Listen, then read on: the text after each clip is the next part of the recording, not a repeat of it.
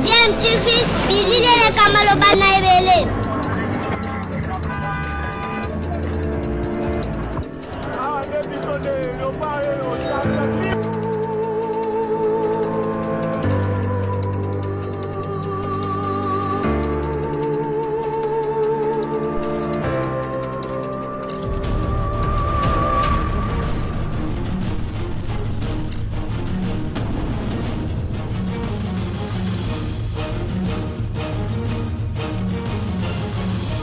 DMTV toujours en avant. Vous êtes sur DMTV, bonjour, nous sommes heureux de vous retrouver en ce moment pour échanger encore sur un sujet d'actualité, l'analyser ou faire une réflexion en rapport avec le sujet que nous voulons vous proposer ce jour. Mais avant, comme d'habitude, nous voulons nous rappeler à nous tous que le coronavirus est bel et bien réel et continue à progresser au niveau de notre pays. Nous avons presque atteint la barre de 2000 cas confirmés. Il nous faut donc continuer à nous protéger en respectant des mesures barrières telles que dictées par nos autorités ainsi que l'équipe qui a la charge de la riposte contre cette maladie. La prévention reste le seul traitement efficace à ce jour contre cette maladie. L'actualité en politique, c'est aussi cette affaire de pétition contre le premier vice-président de l'Assemblée nationale, Jean-Marc Kabound de l'UDPS et donc du CACH, allié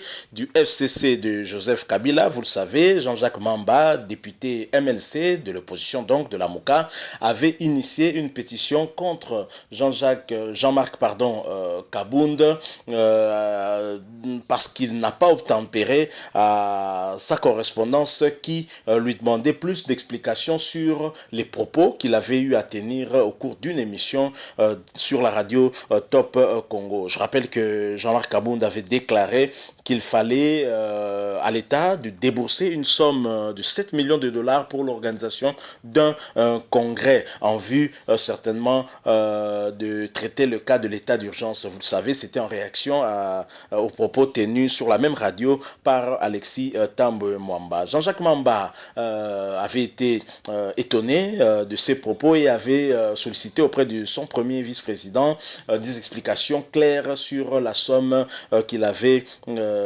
affirmée et malheureusement sa lettre était restée sans réponse. Une seconde lettre pour l'enjoindre de démissionner, à défaut de quoi il entamerait une autre procédure en vue de sa destitution. Donc voilà, Jean-Marc Mamba va jusqu'au bout de sa pensée. Je rappelle que Jean-Jacques Mamba n'a pas le soutien de son parti MLC parce que déjà Jean-Pierre Bemba avait fait une mise au point par rapport à tous les députés MLC qui sont au Parlement, leur demandant de ne pas poser des actes de manière isolée et qu'il fallait nécessairement qu'il y ait concertation au niveau du groupe parlementaire du parti afin que l'acte qui sera posé ou l'action qui sera menée ait un soutien du parti. Le faire autrement n'engagerait pas le parti, seulement son auteur. Donc Jean-Jacques Mamba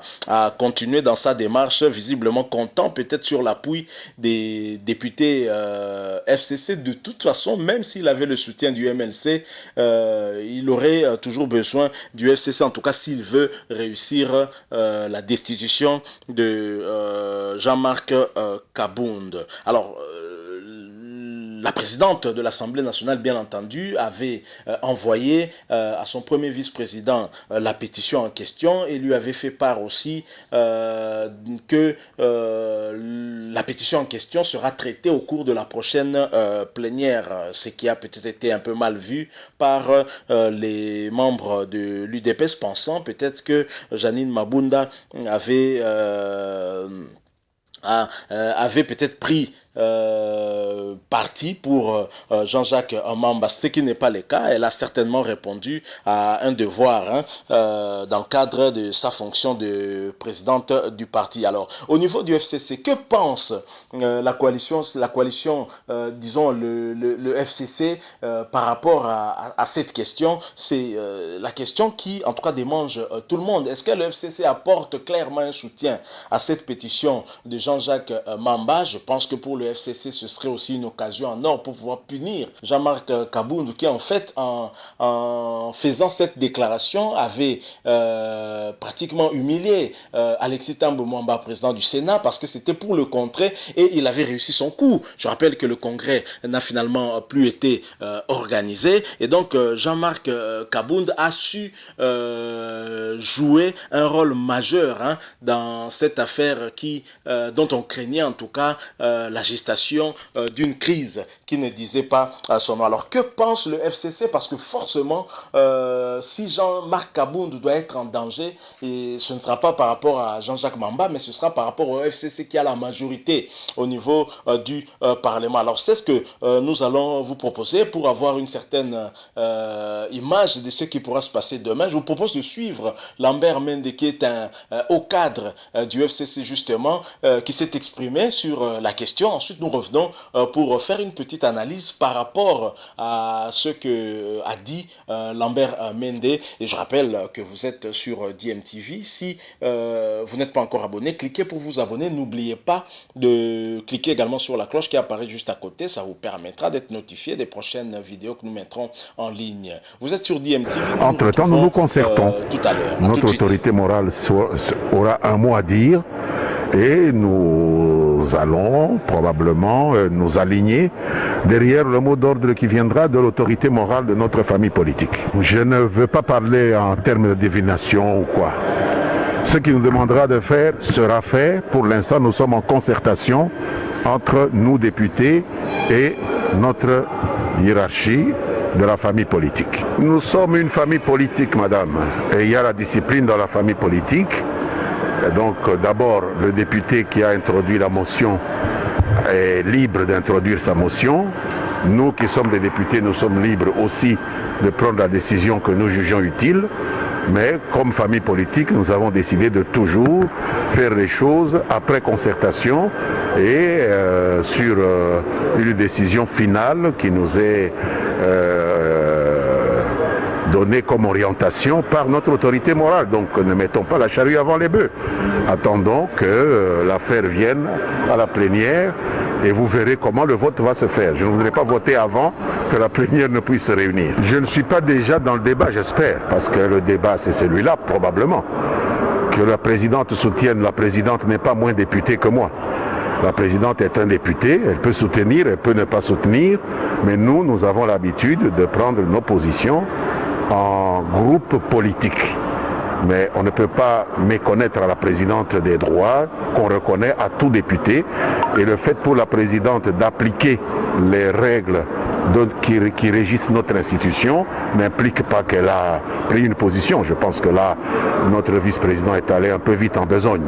La présidente ne fait que son travail. Je pense qu'il faut que ce soit clair. La coalition, ce n'est pas un individu et la coalition ne va pas éclater à cause de ce débat. Attendons que le débat ait lieu et nous verrons après le débat si le débat va avoir un impact sur la coalition. Je ne pense pas que l'acte de coalition a eu comme objectif de maintenir X ou Y ou d'écarter X ou Y. C'est des cas qui sont gérés. Vous avez quand même une idée claire sur ce qui peut attendre Jean-Marc Kabound. Alors personnellement, à suivre Lambert Mende, je retiens une chose, c'est que le sort de Jean-Marc Kabound est clairement entre les mains de Joseph Kabila, autorité morale du FCC. D'ailleurs, au cours de cette interview, Lambert Mende a dit carrément que la coalition, c'est pas un individu. L'acte de coalition avait comme objectif, n'avait pas comme objectif de maintenir X ou Y ou même d'écarter X ou Y. Et donc, Lambert Mende visiblement se refuse de parler des individus, de personnaliser les débats parce que la coalition ne saurait être ébranlée simplement parce qu'une personne a été écartée, par exemple, à la suite d'une procédure tout à fait normale. Lambert Mende a loué la procédure d'ailleurs de Jean-Jacques Mamba, qu'il a qualifié d'une procédure normale dans le cadre de sa mission en tant que député national. Et donc, on ne peut pas entrevoir une crise au sein de la coalition FCC Cash, tout simplement parce que un des cadres du Cash, un élément majeur du Cash également, est destitué. Il continuera à être bien entendu député. C'est d'ailleurs le cas même au niveau de la coalition Cash elle-même, parce que Vital Kamerhe est détenu à Makala. Ça fait plus d'un mois maintenant. Je rappelle que c'est depuis le 8 avril qu'il est à Makala, mais cela n'a pas empêché la coalition Cash de continuer. Et ça n'a pas ébranlé la coalition Cash. La coalition Cash est toujours unie. Et donc, cet exemple-là devrait également servir aussi à la coalition, la grande, entre le FCC et le Cash. Ce n'est pas parce que Jean-Marc Kabound sera destitué que ça devrait avoir un impact sur les relations qui restent au beau fixe au niveau du Cash. Donc voilà un peu ce qu'on peut comprendre. Mais en fin de compte, on se rend compte que finalement le sort de Jean-Marc Kabound ne sera pas entre les mains, en réalité, entre les mains de ses collègues députés, mais ce sera entre les mains d'une seule personne au nom de Joseph Kabila, l'autorité morale qui a vraiment son mot à dire sur ce cas. Donc, si Jean-Marc Kabound continuera à faire partie du bureau de l'Assemblée nationale, ce sera de la volonté de Joseph Kabila. C'est également de la volonté de Joseph Kabila d'ailleurs qu'il a été élu, parce que je ne vois pas comment il aurait été élu premier vice-président alors que l'UDPS ni le Cash n'ont pas suffisamment de députés pouvant le permettre de pouvoir être élu. Donc voilà un peu à quoi nous pouvons s'attendre demain. Mais une question que nous nous posons, parce que là, bien évidemment, on parle de Joseph Kabila, mais on ne parle pas de Félix Tshisekedi, qui est le patron justement de Jean-Marc Kabound. Qu'est-ce qui se passe?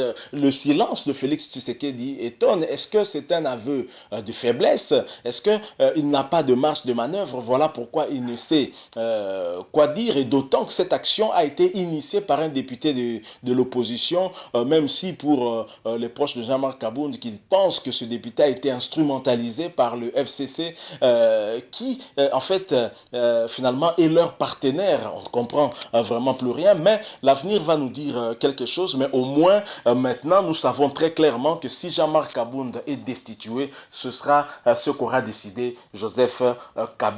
Donc Joseph Kabila continue encore à être très influent dans les affaires de la République, et c'est dommage. Ce n'était peut-être pas le souhait des Congolais. L'alternance façon RDC, continuons à la vivre telle qu'elle et voyons voir ce que demain nous réservera. Nous arrivons à la fin de notre petite analyse en rapport avec toujours cette affaire de pétition de Jean-Jacques Mamba contre Jean-Marc Kabound, qui arrive en fait pratiquement à son dénouement, avec le FCC qui doit jouer à l'arbitre. On verra bien si le FCC se penchera de quel côté, du côté de Jean-Jacques Mamba ou du côté de leur allié de l'UDPS, Jean-Marc Kabound. On verra bien. Nous arrivons donc à la fin, comme je l'ai dit. Si vous avez aimé cette petite analyse, n'oubliez pas de commenter aussi, si vous voulez que nous puissions continuer à échanger sur le sujet. Si vous avez un avis à émettre par exemple, abonnez-vous si vous ne l'êtes pas encore, et cliquez également sur la cloche juste à côté, à droite, pour ne rien manquer des prochaines vidéos que nous mettrons en ligne. Vous serez donc notifié. Si vous êtes déjà abonné, merci. Et n'oubliez pas, le coronavirus est réel et continue à décimer des populations dans le monde, et la RDC n'est pas épargnée. Continuons à respecter des mesures barrières, des règles d'hygiène, appliquons-les, et car la prévention reste le seul remède efficace contre cette maladie. Nous avons été heureux de partager ces quelques moments avec vous, avec espoir de vous retrouver très prochainement si Dieu nous prête vie. DMTV vous dit au revoir.